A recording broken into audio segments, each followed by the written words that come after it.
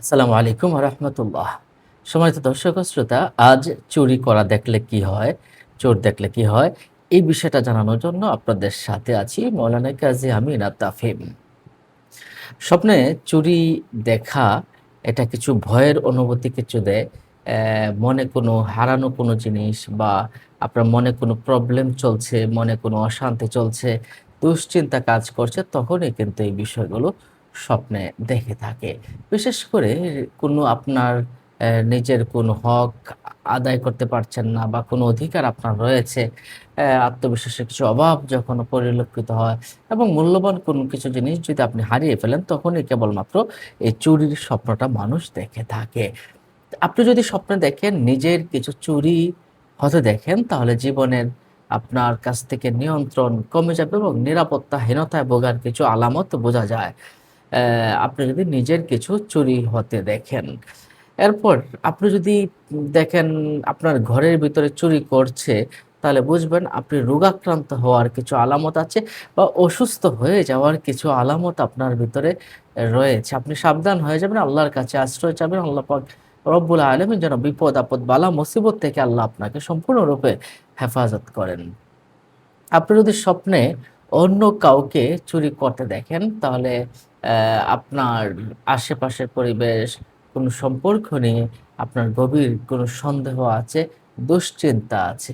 অর্থাৎ আপনি খুব দুশ্চিন্তার ভোগ করছেন এবং সন্দেহের ভিতরে আপনি কাউকে খুব গভীর পরিমাণে সন্দেহ করছেন কোনো সম্পর্ক নিয়ে। যেমন আপনার স্ত্রীর সাথে অথবা আপনার প্রিয়জন, আপনজন, আত্মীয়স্বজনদের সাথে সম্পর্ক, তারা আপনার সাথে প্রতারণা করতে পারে, এমনটা আপনি ভাবছেন। আপনি যদি দেখেন আপনার টাকা চুরি হচ্ছে, তাহলে আপনি অ্যা নিজের মানসিক যন্ত্রণার ভিতরে আছেন, মানসিক কষ্টের ভিতরে আছেন এবং কোনো সুযোগকে আপনি আপনার হাতছাড়া হয়ে যাচ্ছে। এটা কিন্তু বোঝা যায়।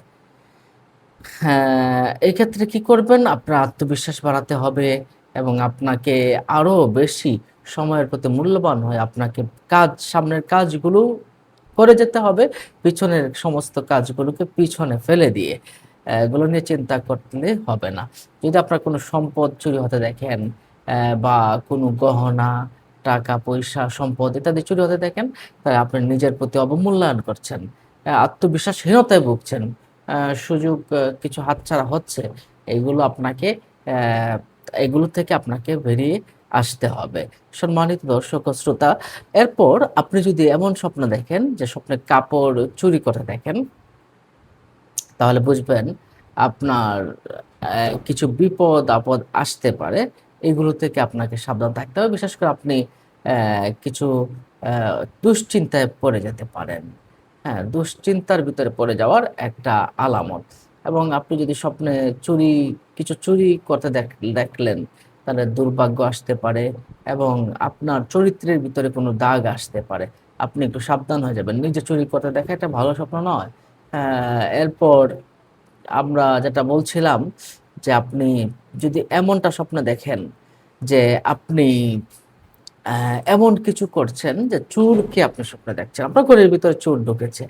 হ্যাঁ? তাহলে আপনার পরিবারে কারো অসুস্থ হতে পারে এবং অর্থনৈতিকভাবে আপনি ক্ষতিগ্রস্ত হতে পারেন। যদি আপনি আপনার ঘরের ভিতরে চোর দেখেন। আপনি চোর দেখলেন কিন্তু চোর ঘর থেকে কিছু নেয় নাই। তাহলে আপনি অসুস্থ আছেন, সেই অসুস্থতা থেকে আপনি মুক্তি পাবেন। চোর ঢুকেছে কিন্তু আপনার কাছ থেকে কিছু নিতে পারে নাই। তাহলে আপনি অসুস্থতা থেকে মুক্তি পাবেন। এবং আপনি যদি দেখেন চোরকে ধরে ফেলেছেন, তাহলে আপনি বিপদ থেকে মুক্তি পাবেন এবং শত্রুকে চিহ্নিত করতে পারবেন।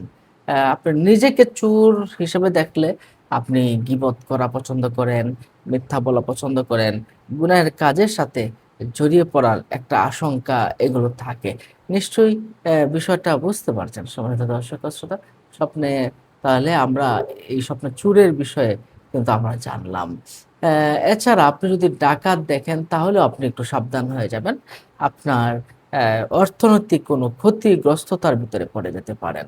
তাহলে স্বপ্নে যদি আপনি চোর, ডাকাত বা এই টাইপের কেউ দেখেন, তাহলে মানসিকভাবে আপনি সাবধান থাকবেন এবং যেমন আপনার অন্যায় কাজ আপনার দ্বারা হয় কিনা, আপনার সাথে কেউ অন্যায় করছে কিনা, এই ২ টা বিষয়ে আপনাকে কিন্তু সাবধান থাকতে হবে। তো আমরা আজ এ পর্যন্তই জানলাম। আ অন্য বিভিন্ন সময়কে জানাতে শেয়ার করে দিন এবং পরবর্তী ভিডিও পেতে চ্যানেলটিকে সাবস্ক্রাইব করে রাখুন। আসসালামু আলাইকুম ওয়া রাহমাতুল্লাহ।